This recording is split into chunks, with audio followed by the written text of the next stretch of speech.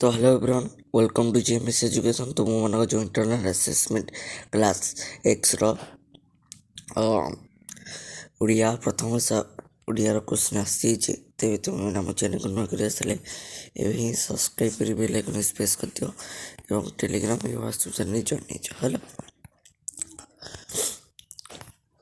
କ'ଣ ଦେଇছে? ମଙ୍ଗଳାରେ ଉଷା ଶାସିକ କବିତା କବିଙ୍କର କେଉଁ କାବ୍ୟାନ୍ୱିତ ତପସ୍ୱିନୀ। ହେଲା, ଠିକ୍ ଅଛି, ଦେଖିଦେବା ଟିକେ ଦେଇଛି କଥା ଦେଖିବା। କବି କାହାକୁ ଜଗତ୍ସନୀ ଭାବେ କଳ୍ପନା କରିଛନ୍ତି?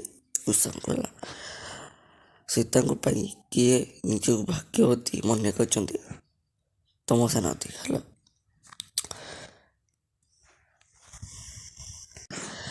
କବିତାରେ ବନ୍ଧନ ହରା ବୋଲି କେଉଁମାନଙ୍କ ଉଦ୍ଦେଶ୍ୟରେ କୁହାଯାଇଛି? ତରୁଣମାନଙ୍କୁ। ହେଲା, କାହା ଧ୍ୱନିରେ ଦୁଃଖ ଜଳା ପ୍ରଶମିତ?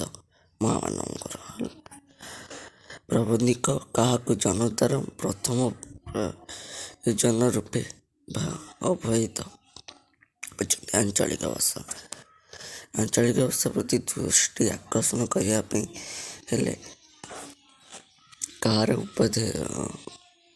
ଅଧ୍ୟାପକକୁ କମାଇବାକୁ ହେବ? ଇଂରାଜୀ। ହିବ୍ରୁ ଭାଷା ଏବେ କେଉଁ ଦେଶର ରାଜଭାଷା ହୋଇଛି? ଇସ୍ରାଏଲ। ମହାନକର୍ମ କିଏ ସମ୍ପାଦନ କରିଛନ୍ତି? ମନୀଷ। ଶିଷ୍ୟମାନେ କେଉଁଠାରେ ନିଜ କ୍ଷେତ୍ର ପ୍ରସ୍ତୁତ କରିଥିଲେ? ବରାହନଗର। ହେଲା, ୟୁନିଟ୍ ଆଇଭି। ଠିକ୍ ଅଛି,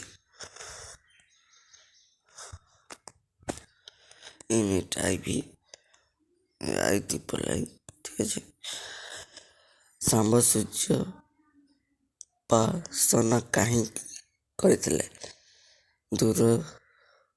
ଦୁରାରୋଗ୍ୟ କୁଷ୍ଠ ବ୍ୟାଧିରୁ ମୁକ୍ତ ହେବା ପାଇଁ। ଠିକ୍ ଅଛି, ଗେଇଲର ଘନ କେନ୍ଦ୍ର ସହିତ ଦଧି ନଦୀ କେଉଁ ଗୋଟିଏ ସରଳରେଖାରେ ରହିପାରୁନି? ଏହା ଉକ୍ତି କାହାର? କିଏ ବିଷ୍ଣୁମାନଙ୍କୁ ଦେଇଥିଲା? ଧର୍ମା। 1200 ବଢ଼ି ଦାୟ ନାମ ବହିର ଦାୟ, ଏ କଥା କିଏ କହିଛନ୍ତି? ଦ୍ୱିତୀୟ ଶିଳ୍ପୀ ବିଷ୍ଣୁ ମହାରାଣା। ହେଲା, ଦୁର୍ବ ପ୍ରହ୍ଲାଦ ଟିକି ପିଲାଟା ହୋଇ ମଧ୍ୟ କ'ଣ ଲାଭ କରିଥିଲେ? ବୀରପୁଣିଆ। ହେଲା, ମରୁ ପଳାୟ ହୋଇ ଯାଉ ତୋର ଆମେ ଉତ୍ତର ଚାହୁଁ। ହେଲା, ଉକ୍ତିଟି କାହାର ଥିଲା? ଶିଳ୍ପୀଗଣ। ହେଲା, ୟୁନିଟ୍ ଆଇଭି। ହେଲା, ପ୍ରଚଳିତ ରୂଢ଼ି ପ୍ରୟୋଗ କରି କେତୋଟି ଧାରା ପ୍ରଲିପ୍ତ କର ହୁଏ? କ'ଣ କ'ଣ? 3ଟି ଧାରା। ହେଲା, କ୍ରିୟାଯୁକ୍ତ, କ୍ରିୟାହୀନ, ତୁଳନାତ୍ମକ। ହେଲା, ସାମାନ୍ୟ ଘଟଣାକୁ ଭୟଙ୍କର ପରିସ୍ଥିତି ସୂତ୍ରବଦ୍ଧ ହେବା ଅର୍ଥକୁ ଆମେ କେଉଁ ରୂଢ଼ି ମାଧ୍ୟମରେ ପ୍ରୟୋଜନ କରିଥାଉ? ଝିମିଟି ଖେଳରୁ ମହାଭାରତ। ହେଲା, ଏଇଟା। ଅନ୍ଧର ଥରେ ବାଡ଼ି ହଜାଏ, ଲୋକମାନେ ସମ୍ପ୍ରଦାୟ ଅଭିଜ୍ଞତାର ଶିକ୍ଷା ଲାଭ। ଛନ୍ଦ କହିଲେ ଆମେ କ'ଣ ବୁଝୁ? ପଦ୍ୟ ବା କବିତା ରଚନାରେ ଏକ ନିର୍ଦ୍ଦିଷ୍ଟ ଶୈଳୀକୁ ଛନ୍ଦ କୁହାଯାଏ। ଉତ୍କଳ କମଳ ବିଳାସ ଦୀର୍ଘା ମଳାରମାରୀ ନୀଳ ବୁଝିଲେ କାହାର? ଏଇଟା ପୁରା ଇମ୍ପୋର୍ଟାଣ୍ଟ। ହେଲା, ଏଇ ସବୁ ଯାକ ଇମ୍ପୋର୍ଟାଣ୍ଟ ଗୁଡ଼ା ତୁମର ବୋର୍ଡ଼ ଏକ୍ଜାମ୍ରେ ପଡ଼ିଥିଲା ମଧ୍ୟ। ଆମର ଯେଉଁ 12 ବର୍ଷ ବିଶ୍ୱର ବୋର୍ଡ଼ ଏକ୍ଜାମ୍ ପଡ଼ିଥିଲା। ହେଲା, ଆଉ ଅନ୍ୟ ଟିକେ ଦେଖିଦେବା। ଠିକ୍ ଅଛି,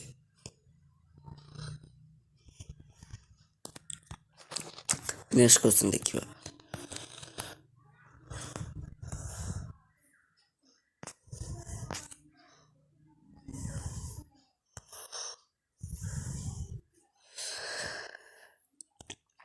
କୌଣସି ବାକ୍ୟକୁ ମୂଳତନକୁ ପ୍ରତିକ୍ରମ କରି ଏକ ବିଶିଷ୍ଟ ଅର୍ଥରେ ବ୍ୟବହୃତ ହେଲେ ତାହାକୁ କ'ଣ କୁହାଯାଏ? ରୂଢ଼ି ହେଲା। ପଦ ସହିତ ପଦରେ କ୍ରିୟାପଦ ଥିବା ରୂଢ଼ିକୁ କେଉଁ ନାମରେ ନାମିତ କରାଯାଇଛି? କ୍ରିୟାହୀନ ରୂଢ଼ି। ଅଭିଜ୍ଞତାକୁ ଶିକ୍ଷା ଲାଭ।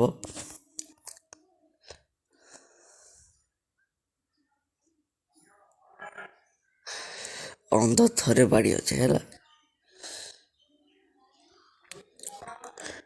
ଟୋପି ଟୋପି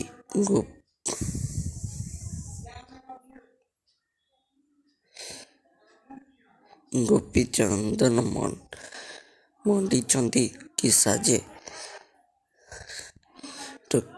ଟେକିବାରେ ଚାହା ମଥୁରାରେ ଦାଣ୍ଡେ ଗୋବିନ୍ଦ ନାଚେ।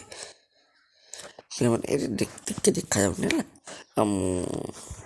ଏଇଟା ଟିକେ ଦେଖାଯାଉନି ଆମର ଟେଲିଗ୍ରାମ ଚ୍ୟାନେଲ ବିଷୟରେ କରିଦେବେ ହେଲା। ଉପମା ଅଳଙ୍କାର ବ୍ୟବହୃତ ସାଧାରଣ ଧର୍ମ ବାଚକ ପଦ ଗୁଡ଼ିକ ତୁଲ୍ୟକର। ପଲ୍ଲୀ ପଲ୍ଲେ ଯଥା ସଦୃଶ ତୁଲ୍ୟ ହେଲା। ଶୈଳୀ ବାଣିଜ୍ୟଙ୍କର ସହିତ କବିତାରେ କାହାକୁ ତୁଳନା କରାଯାଇଛି? ମୁନି ମୁଖ୍ୟ, ଚରିତ ଦେବ, ସୈନ୍ୟକୁ ହେଲା। ଉଷା କି ପ୍ରକାର ବସ୍ତ୍ର ପରିଧାନ କରିଥିଲେ? ଅରୁଣ ରଙ୍ଗର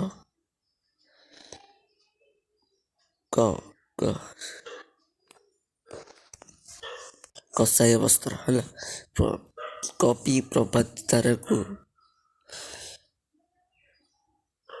କବିତାରେ କେଉଁ ରୂପରେ ବର୍ଣ୍ଣନା କରିଛନ୍ତି? ମଙ୍ଗଳ ପ୍ରତିଭା। ମଧୁର ମଙ୍ଗଳ କ'ଣ ସୃଷ୍ଟି କରିବା କବି ତରୁଣମାନଙ୍କୁ ଆହ୍ୱାନ ଦେଇଛନ୍ତି? ନୀଳଝର ହେଲା। କେଉଁମାନେ ଅମର ଗାନ କରିବା କବି କହିଛନ୍ତି? ମରଣ ଦ୍ୱାରା। କେଉଁମାନଙ୍କୁ ରିଙ୍ଗ ଲିଡର କୁହାଯାଏ? ଫକୀର ମୋହନ ହେଲା। ମାତୃଭାଷା ସମ୍ପର୍କରେ ଗାନ୍ଧୀଜୀ ଓ ରବୀନ୍ଦ୍ରନାଥ ଦୃଷ୍ଟିକୋଣ କିପରି ଥିଲା? ପ୍ରାକ୍ଟିକାଲ।